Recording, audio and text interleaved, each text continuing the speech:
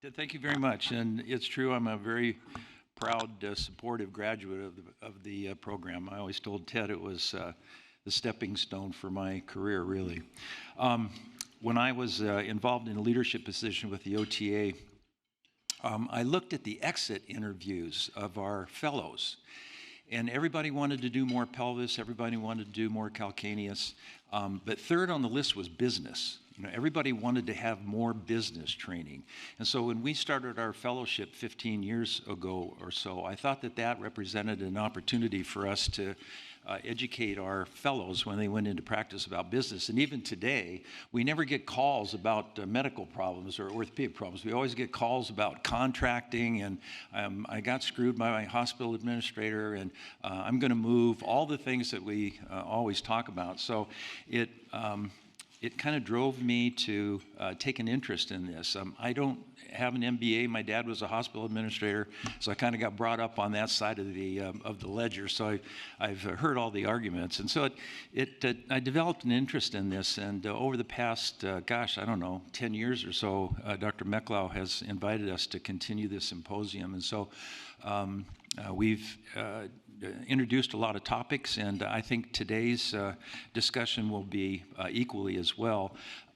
I don't have any conflict. I am an owner in our business, but as Dr. Mecklau said, today's topic is going to be on the anatomy of a private practice. And so why is it important? Well, when we were kids, we all loved to go to the lab. We all had mentors, and then we eventually all graduated from medical school. And then you took your first job, and this is your first year interview. It says, oh my God, RVU production's down, my overhead's up, and you're not going to get a bonus this year. And then you get the phone call back to the mentor, like, what happened? I signed this contract that was just unbelievable. So I think in 2024, it's fair to say, in order for us to provide the highest quality and the most efficient, cost-effective care, we need to be both good medical doctors and we have to have some business skills. Even an average business acumen professionally connects you more with your organization. It empowers you to contribute when you go to your business meetings, when you look at financial statements, when you go to your retreats. I think that you can contribute more if you have an interest and have some understanding of some of the concepts of business. And I think in return, personally, then I think that you're more committed to stay because you can guide some of the mission, vision, and values. And then that, in turn, I think keeps you. And so if you can become involved and guide the mission of your practice, I think you become more empowered to want to stay. And so today we're going to talk about leadership models, about some qualifications, about governance, ancillary services, revenue generation, and then our friend Mr. Williams is going to talk to us on personal finance. So our faculty today is Steve Olson, who's been here several years in the past with us on this symposium. He's from Duke. Nick Colyvas is here with us. He's going to talk about the ancillaries. Tom Barber is going to talk about leadership positions, and then Anthony will review with us some principles of personal finance. So without further ado, it's my pleasure to introduce Dr. Barber, who's with us. He's at almost full-time here at UCSF now, and he's going to talk to us about leadership skills. Tom?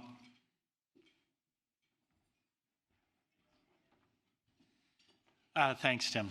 I got my start in leadership in sort of a strange way, but it has to go back to orthopedic trauma. So, and that was when I was first starting in practice. My colleagues and I were complaining that we couldn't get the hip fractures on before 6 o'clock at night because, we didn't have enough time during the day, and everybody was bitching and moaning, and we couldn't do it when we'd be finishing up at 11 o'clock at night. And I said, I'm going to solve this.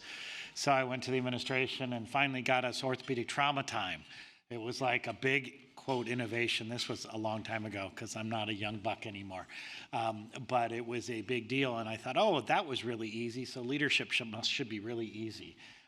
Well, that was the start of a long journey. Leadership in orthopedics is not for the faint of heart.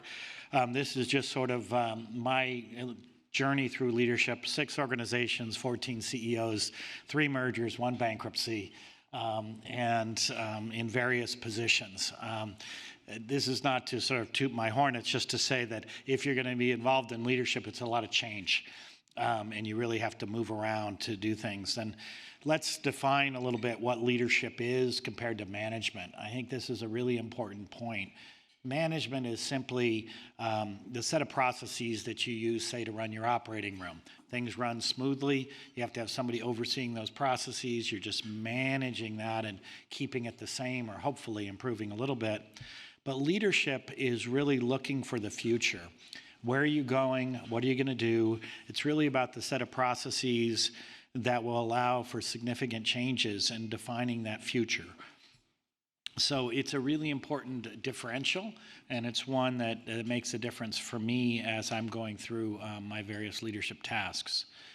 One of the things, when you're in leadership is you look to a lot of others for inspiration, because there are a lot of unknowns.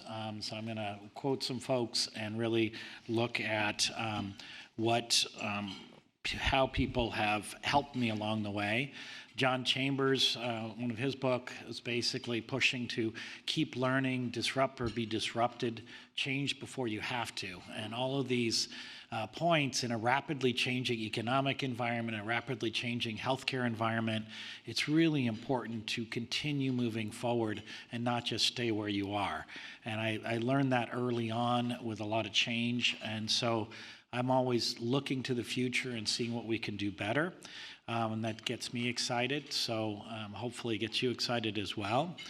As I started to look and say, what are the characteristics of a successful healthcare leader, and do I fit that mold? I think number one, you have to be resilient.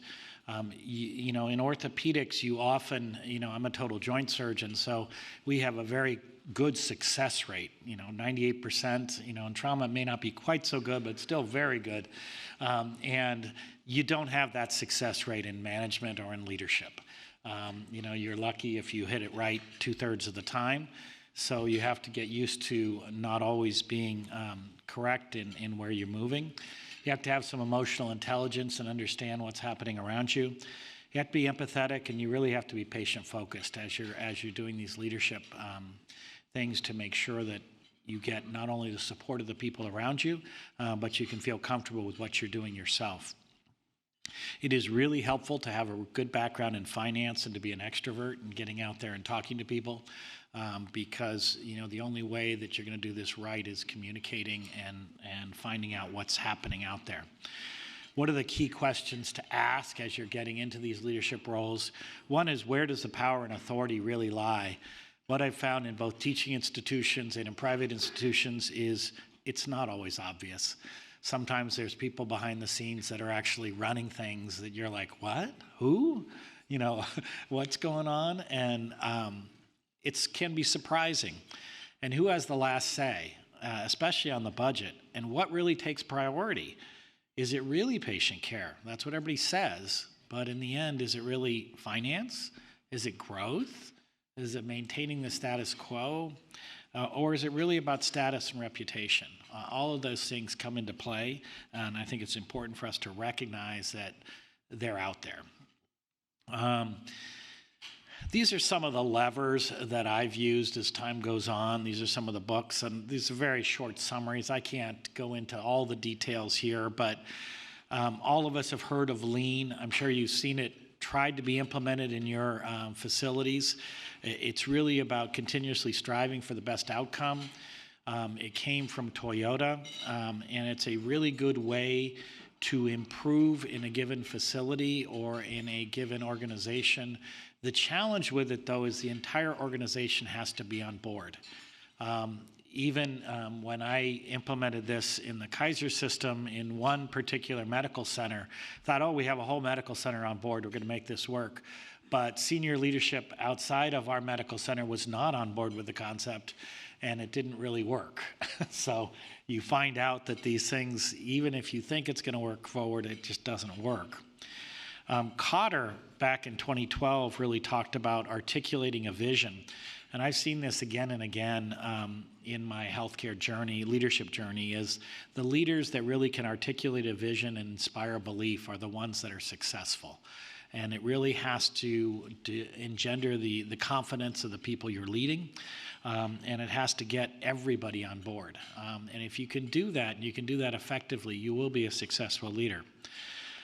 Chip Heath in Switch talked about a few different elements that are important that, as orthopedic surgeons, we often think about our rational side. You've got a really good reason for doing this, and if you have a good rationale, it should just happen.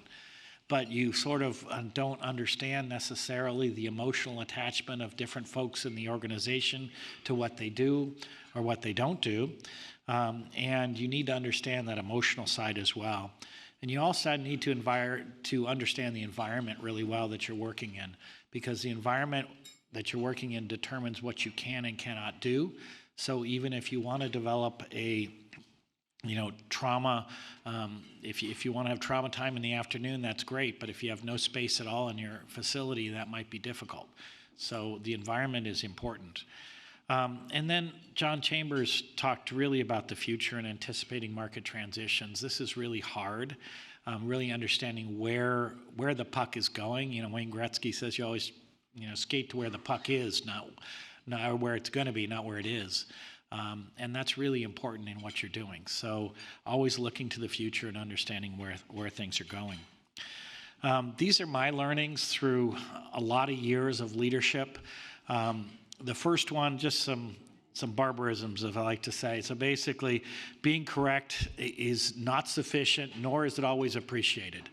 So just because you're right doesn't mean it will be accepted or done or move forward. So don't expect that. Everyone in leadership talks about safety, quality, and being patient-centered.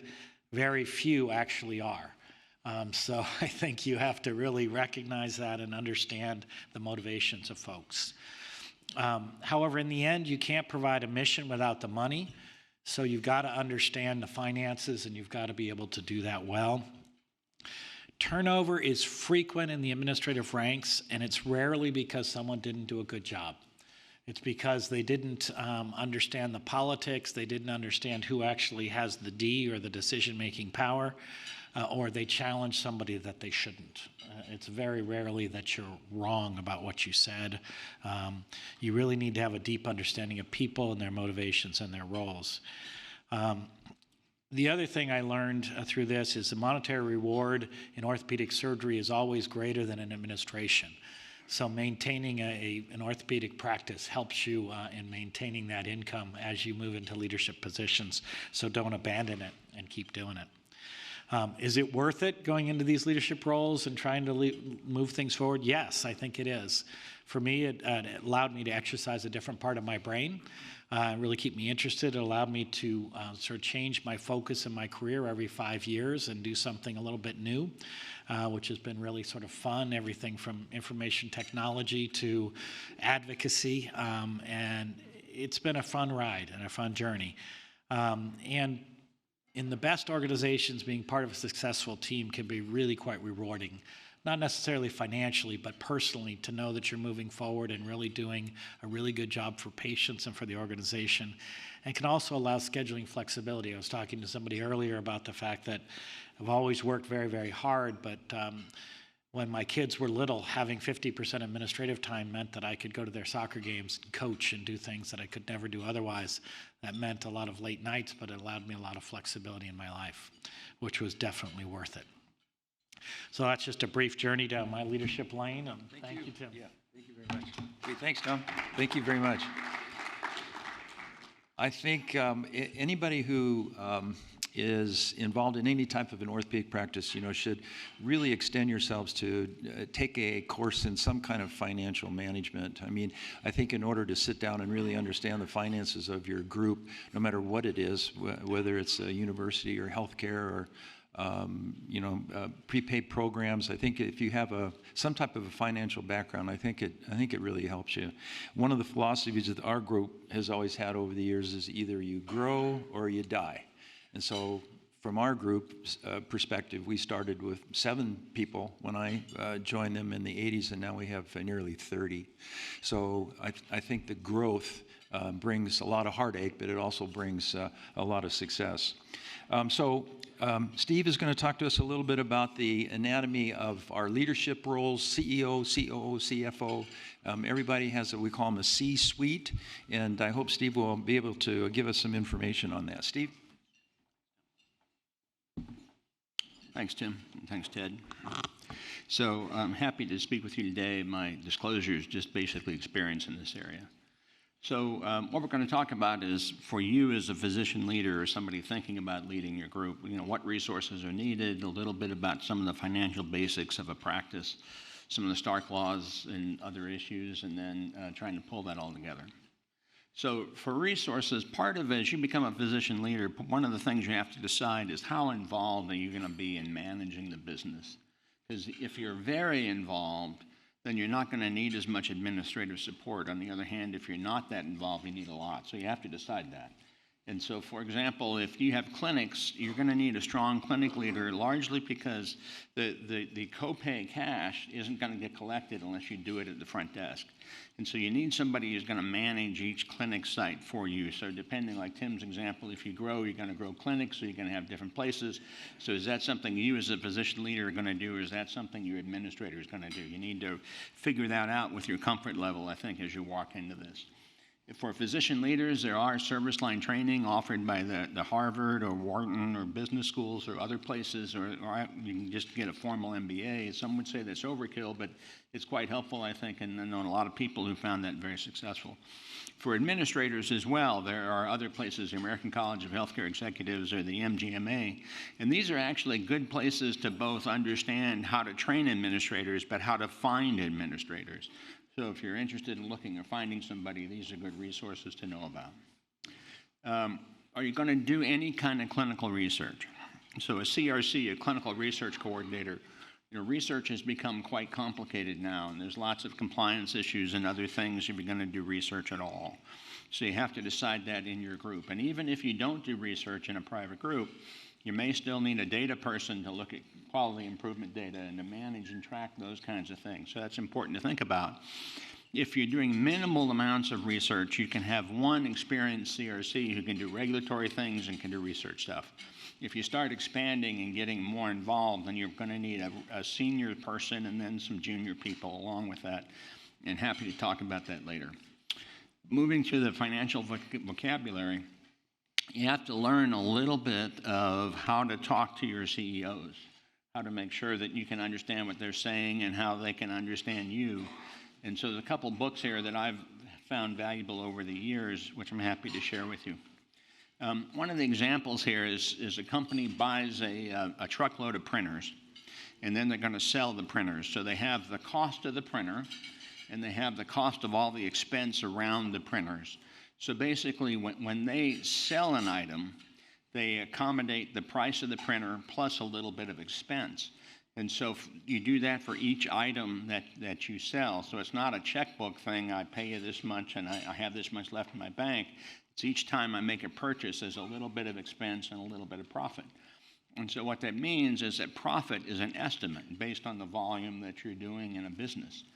And hospitals are the same. So the CEO is going to track volumes, discharge volumes or work RVUs or some other surrogate of product or service. And so then it becomes important for you to remember that your ability to deliver clinical volume is key when you're talking to the hospital executives, because that's what matters to the executives. So not all revenue alone is not meaningful. So there's lots of data that will say that, for example, for a given hospital admission, that the hospital charges are much more than the physician reimbursement you get for a given piece of work, and that's true. But it's also true that the hospital has more expense. And so you have to consider that as you're walking through these negotiations. And so you have to understand these things called margins, the variable contribution margin or the direct contribution margin, which basically comes down to how much does it cost to do one additional case of whatever it might be. It might be a femur fracture, total hip, whatever it is. But assuming the overheads are covered, how much does it take you to do one additional case? So you need to think about these strategies to partner with your hospital. And so we'll talk about why in a minute, but you need to know your line of business. You need to know your length of stay, your patient satisfaction, what they like, what they don't like. Is your hospital service line profitable? Most of us would sit in a musculoskeletal service line, but if it's profitable, what that means is the overheads of the hospital are covered. And if it's not profitable, then that becomes a challenge for some things. And do you understand your cost per implant use? And do you understand, does your hospital have a musculoskeletal service line administrator? And if you do you know who that is? So why do you want to partner? Well, increasingly, the hospitals have the money in healthcare. So 100 years ago, the physicians had most of the money, but now the hospitals have most of the money. We recognize that the highest quality and most cost-efficient care is where you can do musculoskeletal in a focused environment. And so the idea is to be able to invest with your hospital to get return on investment, to get dollars that help us develop the focused musculoskeletal care system in a variety of ways depending on your particular environment. So it's the idea of hospital-physician alignment. So we can do this in terms of quality metrics and lots of programs that focus on that. Generally, the private practice docs are aligned to these things through what are called medical directorships, where you're paying a person for their time to focus on particular issues. If you're an employed position, you can have that kind of alignment in a different way that you wouldn't have to go through with a private practice physician.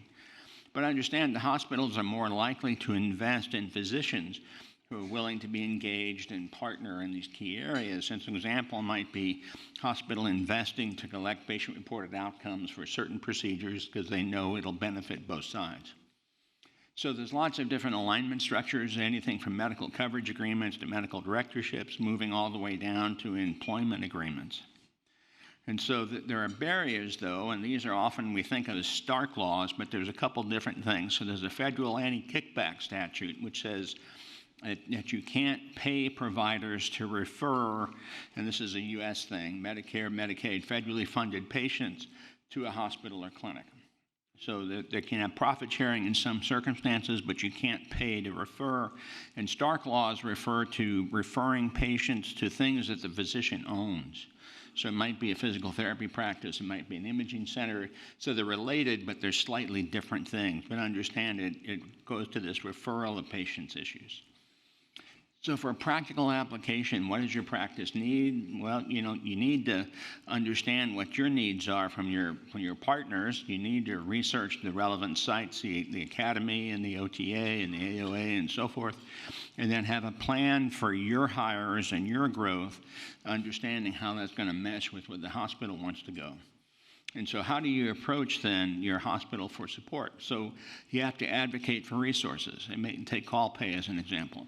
You can make it a patient care discussion, as we talked about, patient-centered and safety-focused, and reimbursement to replace elective practice when on call. Tim did that initially in his group, where a physician wasn't going to do an elective practice the day he was on call, so they looked at the average reimbursement of that person as a day of clinical work. And that was a justification for call pay. So there's an example of how to make that work. Payment to supplement under or non-insured population based on where you are. And so these are examples of different resources.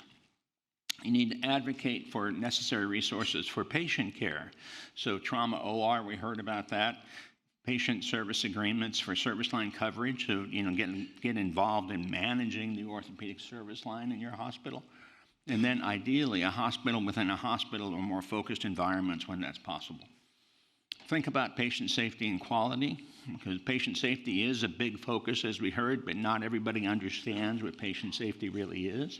And we as frontline providers, understanding how to take care of patients and what complications are, we can have big inputs into this. Consider patient safety as a methodology to ensure high reliability, because really at the end of the day, what you're interested in is not that you had a great case once, but you have a great experience in the OR every time, that you get the implants you need, you get the table you need, you get the right team you need, and you do it again and again and again. And this is something that complements evidence-based practice. It's basically we have evidence-based recommendations, and then we need to have an evidence-based reproducible practice that manages the delivery of care. If you happen to be a private practice with residents, be an advocate for residents and understand that they can often help with quality improvement and other issues, and look to your medicine colleagues to have a dedicated hospitalist for orthopedic care. So I put this together a while back in an article we wrote several years back, but it's sort of the idea of thinking through is your hospital service line profitable, yes or no on the top? And are your hospital beds or ORs full, yes or no on the bottom? So for example, if you have a profitable hospital and you have open beds, it's relatively easy to add volume. Whereas, as we heard, if your hospital's full and you have no beds, then you're talking about a new facility to add volume. So that's a very high margin to be able to do that. So you need to understand these things before you begin to talk to the hospital administrator to understand where you might likely go. And there was slight differences in a private practice versus an employed model, largely around where things are working well, where your hospital's profitable and the beds are full. There are some ways to partner there that are different. So basically, how can you bring value to the hospital? Well, first off, get trained, get the right people on the bus. As a Jim's column things, good to great. Right? Get the right people on the bus first. Sustain and grow your case volumes. Understand all these factors that are relevant to patient delivery, but also relevant to cost of care. And then build the culture around teams to provide great patient care. So in summary, this is where we started. This is what we covered. And I hope that makes sense. Happy to answer any questions. Thank you. Thank you, Steve. I think Steve hit it on the head. You have to pay for what you ask, and you just can't go to your administrator and say, I need operating rooms, I need a PA, I need this, I need that. You have to figure out a way to pay for it. And if you can demonstrate that you can have early discharges and save the hospital $2,500 a day over 6 months, you're going to have a little bit of a credit. And then you go to the administrator and you say, gosh, we have a $500,000 credit because we saved you money getting patients out of the hospital early. And then, like Steve said, you do it over and over and over again. And over time, you can build a nice system. Dr. Colyvas is going to talk to us about ancillary income. Our ancillary income just surpassed our practice income. And it's taken a long time to develop and make the ancillary incomes profitable.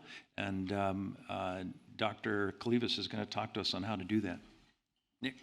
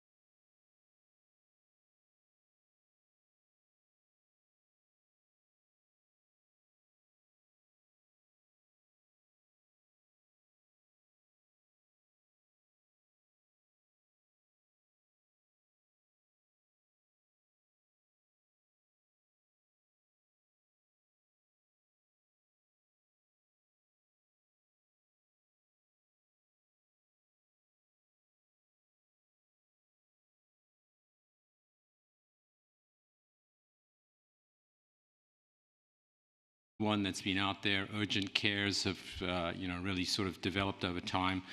Maybe the next frontier is going to be the skilled nursing facilities. I'll talk a little bit about that, but let's just go into it. So physical therapy, again, what we're doing is we're sort of vertically integrating our world. We have so many touch points with our patients, and at any given time, we're still involved in some peripheral way in their care, even if we're not seeing them in the office. So to incorporate all of these things into our world and rightfully get compensated for it, I think is just makes sense, even though it is work. It is a lot of work.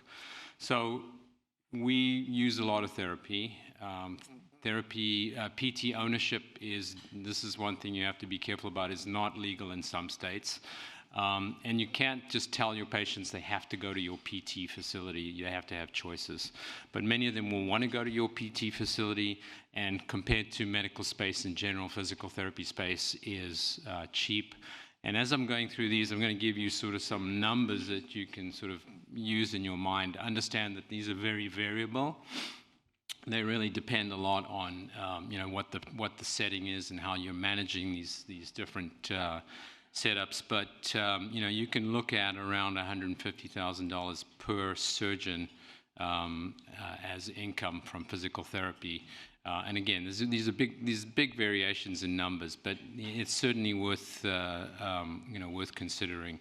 The key to success is that you've got to really align your physical therapists with your practice, incentivize them, make sure you have happy patients. Try and centralize your physical therapy as much as you can, not have multiple sites if you can. Therapy aids help. And in general, like with many of these things, if you could manage them yourself, save the cost of having a management situation, you're probably going to be better off. And we at UCSF, for example, do share our ATCs with schools, not as part of this particular situation, but that's a great way to get yourself into the community and get those patients to your door. MRI's been around for a while. The criticism originally was that the units that you had in your office were like 0.3 Tesla and gave you these hazy pictures. That's all improved. It's not as profitable as it used to be. I think the matter of the fact is that we all order lots of MRIs, and so capturing some of that market really should be important for us. And there are different ways. It's a big upfront capital cost, but most times there are leasing options or other ways to really provide that. The key with MRIs is volume. So how many cases you do a day. It's good to have some open spots to fit people in. It's good to have spots where you can put some cash pay patients in there. You cannot read your own MRIs. I mean, I'm sure we all can read our own MRIs, but by law we can. So you've got to find a good group who does the reading, usually teleradiologically, and that's just part of the costs. So MRI continues to be a good choice.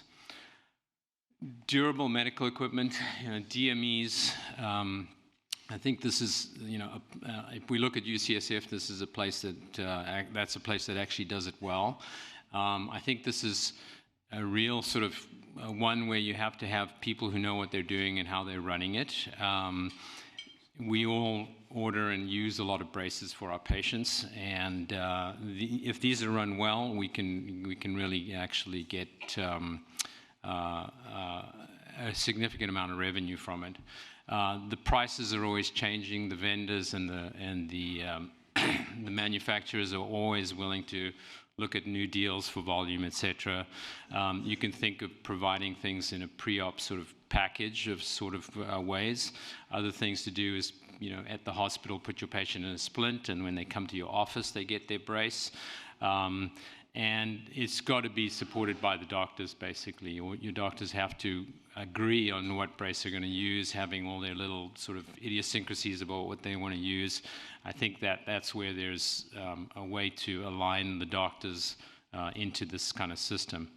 Surgery centers have been around for a long time. This is a well-recognized form of ancillary service. I invested in my first one in 2000, so 24 years ago.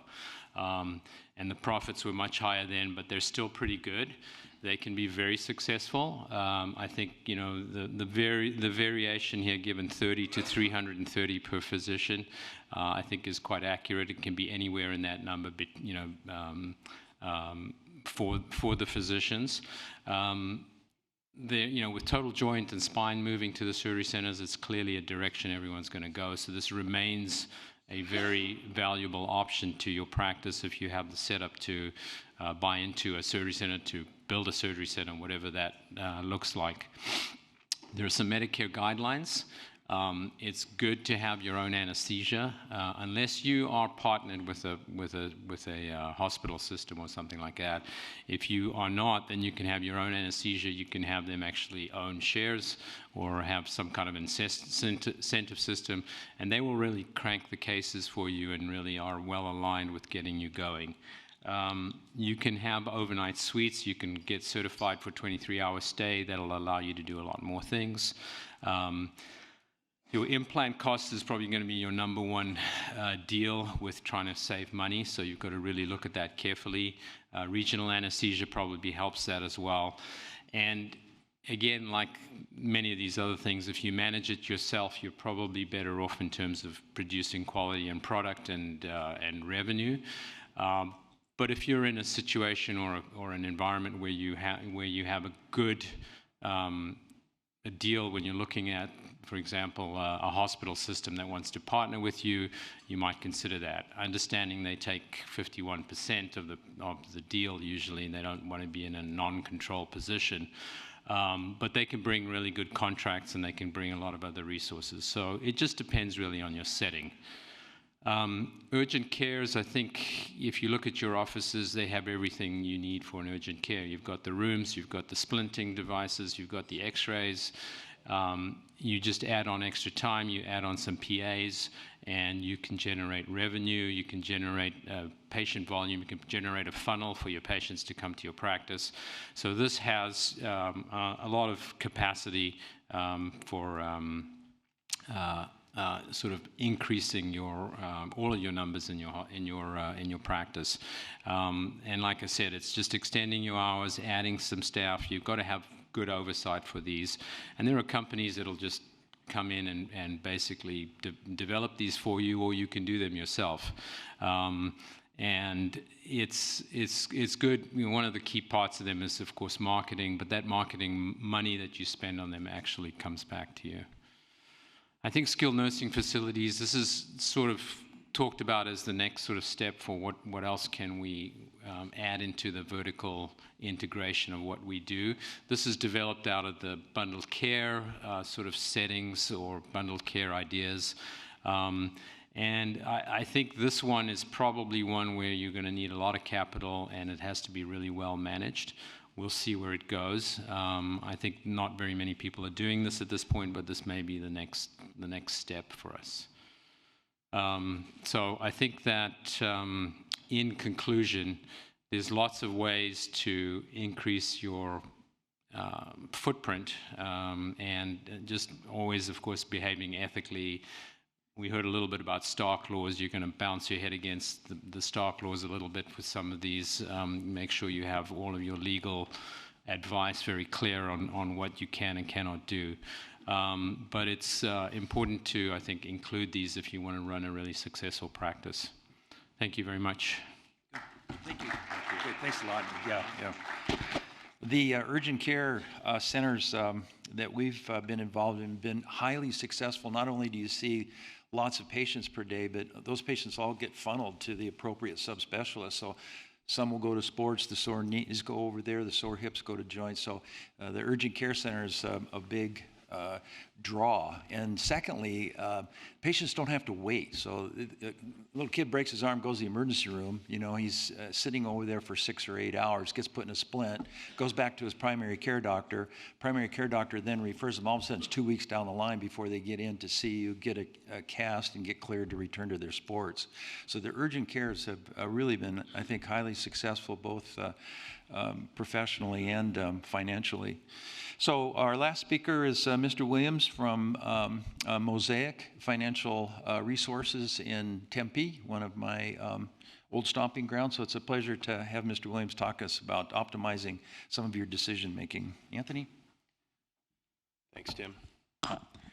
Optimizing financial decision making, to me, if you have an advisor or you don't have an advisor, that's the number one objective that they should have. And so actually this past OTA, Tim and I were having, I think it was probably a perfect Manhattan, and he said, hey, I have an idea for next year's UCSF talk. Why don't you do kind of a case study? And obviously in 8 or 9 minutes, there's no way we can dive into all of the meat of all these different types of stages of career that we'll jump into. So that's what we're going to get to today. Just a quick review from last year, because I think this kind of goes to the optimizing financial decision making. These are just some of the pitfalls that I see with my client base and probably people in general. Listening to the noise, what do I mean by that? It doesn't matter to me if it's CNBC, Fox Business News, Cheddar, Bloomberg. They want eyeballs and ad space, right? So the more salacious and the more exciting the actual headlines are, oftentimes that's what's going to drive people, but does that mean it actually has application for you? Representative bias, very simply, we think we're really awesome at something, and so that translates to being awesome at other things. And then finally, allowing short-term issues to affect long-term planning. I think there's probably no greater example of this fairly recently than in March of 2020, COVID crash. I always said to my clients, for the few that needed to have the conversation, you need to be right twice when they said they wanted to move to cash. How do we know if we're going to get back at the right time? We don't, because there's no certainty with respect to the markets and how they're going to behave. So let's move in. We've got 3 stages of your career, and that's how we're going to break down this portion of today's panel. Is we've got early, middle, late. And then, like I said a second ago, these are going to be pretty high-level brief. Tim and I and Pete Olson and another orthopod wrote the Orthopaedic Success Manual. There'll be a download for the QR code at the end of this presentation. But actually in there are 3 case studies that are basically from which this is taken. It's going to have a lot more detail for you. So, oops. All right. Laying the foundation for your future. If somebody were to ask me, what is the single greatest mistake that people make? It's continuing to delay this process. Continuing to delay developing a financial blueprint, if you will, for your success moving forward. Now, I get it. A lot of people are like, well, I'll get to that when I'm in practice. We're talking early career. Or I'll get to that once I become partner.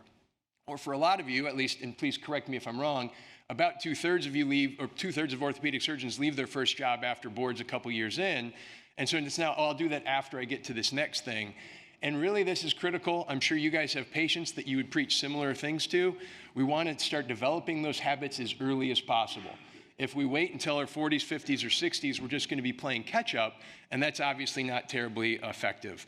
And then also, we want to have discipline to our plan. I'd love to go back to March of 2020. For those of you that weren't here last year, I did share this. I was actually one of those numbskulls who got a buy one, get one free on their cruise. I was in a cruise stuck for an extra 17 days in March of 2020. And my business partner calls me after the allotted time had elapsed. He said, look, man, I realize you're on a cruise ship and you don't know when you're ever going to get home. We need to start having conversations with our clients. And thankfully, because our clients largely have discipline to their plan, because that's what we're messaging, I think we only had 3 or 4 that we had to proverbially talk off the ledge. Like, no, we don't want to do this. Thankfully, most of our clients wanted to be predatory or aggressive in that process and say, hey, I have cash on the sidelines. I've been through 08, 09, 456, .com, et cetera. Let's go ahead and try to be aggressive on this stuff. And then here are just some other considerations. I'm not going to read all of these for you, but I think a few of them or a couple of them that I would point out is income protection.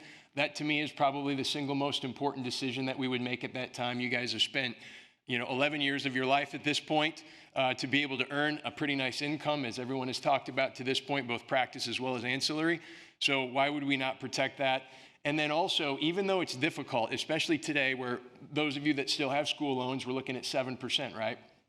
Back in the day, I remember clients at 2% and 3%. So it was very easy to have those conversations of, well, let your student loans sit there at 2 or 3% because we can do better somewhere else. Now the large majority of my clients are the people that I'm experiencing at the early stages of their career, like, I need this gone as quickly as possible, which is fine. I get that. However, if we are going to go into a private practice environment and there is a buy-in and there's ASC and all these different types of things, we just want to be mindful of how much we're allocating to that school loan, at least initially. And then similarly, for those of you, especially if you have a spouse through medical school, residency, and fellowship, they're probably not all that interested in renting, although I recommend it, at least for the first year, to make sure that this is the job and the location for you. So we're also perhaps saving for a home down payment. So just, again, juggling those priorities becomes important. Now we're done with the buy-ins. We're done with the ASC, barring another one comes up, right? We're done with the home down payment. Maybe now for especially all my clients in Reno, they want a place up in Tahoe. So depending on those types of variables, this is the time to really lock in. I don't need to tell you guys that we're starting much later in our careers and our income earning years as our undergrad buddies did. They've got a 10-year jump on you, so they just have that power of compound interest that's been working for them over that period of time. So now is really the time, still live life. Look, I believe, this is my ethos, is I work hard and I play hard. I would hope that that is what people are doing and enjoying the fruits of their labor. We just need to be mindful of this. The thing that I would point out here and the other middle career considerations, tax efficient planning. When we have the emergency reserve, we're good. When we have our retirement accounts, those are all tax deferred anyway. So when you're moving outside of that space, so what we call non-qualified assets or non-retirement assets that don't have that wrapper of the tax deferral, we can still use strategies to be very tax efficient. You guys are all going to be in the highest tax bracket or are in the highest tax bracket that exists. As a result, why do we want our investments to add to that, or how can we minimize that tax exposure as much as possible? And then also, I'll point out side hustles. And this is irrespective of practice modality. I think that this is really something that we can collaborate with your CPAs on to make sure that whatever those side hustles are you optimizing, again, are there other retirement contributions that we could make? Are there deductions that we could take against our taxes and just structure that more effectively to, again, grow your wealth as efficiently as possible? And this is really where it all boils down to. And I love this phrase, all roads lead to income. That's just how it is. Are we going to have enough? We hope it doesn't run out. How is it structured? The reality is, irrespective of the career stage that we're in, everybody's going to have a short, a medium, and long-term bucket, except for the bucket time frames just slowly, constrict, right? They just get shorter and shorter. So ideally, we would want to have income monies available for us in I'll just pick a high-yield savings account, not a recommendation. That could be a good example for that, where you can cover your monthly income on the fly, right, for 2 or 3 years. And then we have our medium and our long-term buckets, which are going to have a little bit more growth exposure to them, that are going to fill the bucket behind it and so forth. So it's kind of like this flow that works. But again, I think this defined plan with multiple scenarios. When we're sitting down with our clients, we're saying, okay, what do you need? Because that's important, right? We want to make sure that no matter what, we have the need. The reality is we didn't work for 30, 40 years of our lives to focus on our need. We'd like to focus on our wants. So let's run a variety of scenarios to help facilitate that as well. Again, don't run out of money or income. That's a central tenet. We still want to be tax efficient as we're doing that. And then here's just a little thing. Just real quickly, have any of you guys read Die with Zero by Bill Perkins? Anybody? I know Tim has. I highly recommend the book. And I shared it with my sisters-in-law. My wife has 3 younger sisters. And they were like, I don't want my parents to die with zero. That means we don't get anything, which inside funny for me. I said, no. The whole point of the book is that our legacy transfer is not happening at death. Instead, our legacy transfer is happening while we're alive, creating memories and experiences and moments. So it just seems like kind of I think the book resonates really well. And then finally, retirement. And I'll just leave that up there for you. You guys get one shot, right? You're going to retire once, presumably, although orthopods never seem to want to retire. So maybe that's not the case. But in any event, we want to make sure that we're doing it correctly. And then, do I have time for 2 slides, bonus content? Yeah. All right. So I love this slide. Just a quick history. Tim and I were on a panel at OTA, I don't know, 8, 9 years ago now. And the panel, unlike this panel, everybody expanded their time. So my 10 minutes, it was about 1 minute and 37 seconds. And so I leaned over to one of the fellow panelists. I said, what should I cover? He goes, personalized license plates. So this slide will always have a place in any presentation that I have. Again, if it's an exotic, that's cool, but maybe we're not bringing attention to ourselves. And then this is, who couldn't make it today, Pete Altison. He goes, Anthony, you're missing it. The biggest thing is losing half. So be smart in that decision-making process as well. And then here, final slide, I can just leave that up there. These are the 3 books, Preserving Your Life's Worth, Clean Bill of Wealth, and Orthopedic Success Manual. Feel free to download those, complimentary on us. So that's it, I'm done. Great, Anthony, thank you. I think we have 5 minutes, Ted, so I think we can take some questions. If not, I have a couple of questions for the panel. Maybe, Steve, you could talk to us a little bit.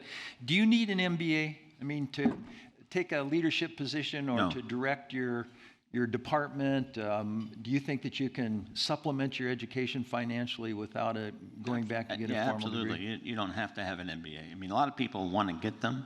Most people don't use them completely. Tom, different thoughts? No, same thought. I think in the era that I came out, we did not need an MBA. I obviously did a lot of training and a lot of different things to sort of supplement that instead.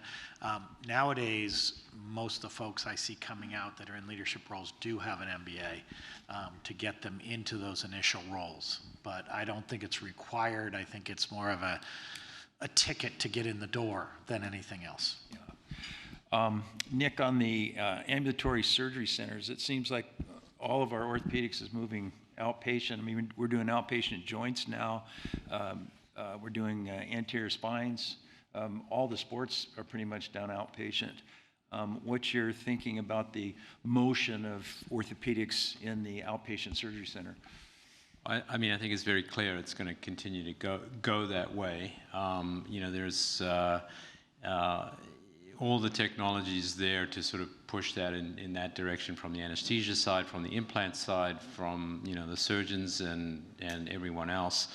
And so this, you know, the statistic of 80% of surgeries being done in surgery centers, I don't think is unrealistic. Right. All right. Any other, Steve, comments? I have a question for Nick. So, Yeah. so to me, one of everything you said, I appreciate and agree with. But I'm curious your approach to the hospital, because the hospital is going to see, in some ways, this is clear competition.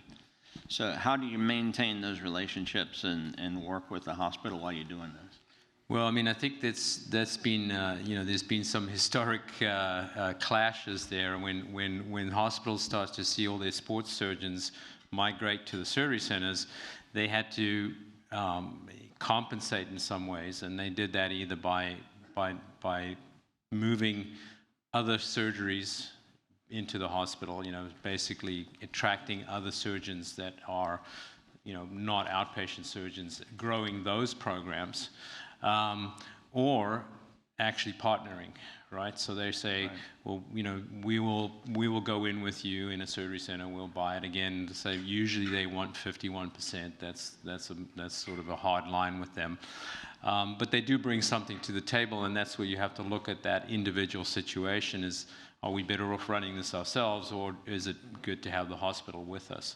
So all of those have actually already happened. That evolution has gone through and continues to happen now. Question in front. Yeah, thanks. My name is Gurbinder Gary, just a medical student applying this year. I was wondering your guys' thoughts on how practical it is to start a solo practice in orthopedic traumatology. And then I guess the second part to that, how would it compare to like joints or sports or peds? I've been talking with a couple of joint surgeons in my hometown, and they've been managing their practice. I feel like I would want to build something from the ground up, like brick by brick. So I was just wondering your guys' thoughts. I'll take a shot at that one. I think you have to find something that you're really passionate about. Reconstruction, pediatrics, oncology, trauma. If you like getting people better, you like working at night and weekends and not getting paid very much, then you can go into trauma. If you if you want to make a really good living, work during the day in outpatient surgery with nice patients who are athletic and fit, do sports. But I think as you move along in your career, I think you're a little bit early for decision making for orthopedic trauma. I think you have some decisions to make medically or surgically or administratively, but it's going to be a great road and you're going to have a lot of fun with it. I'll talk to you more about that afterwards if you want. And just remember that things change fast over time. When I started in practice, I think it was 85% of people were in private practice alone. Now it's almost flipped. And when I say that, it was 15% were salaried, 85% were in private practice. Now it's like 60% are salaried in one way or another, and 40% are in private practice. So the landscape is changing dramatically.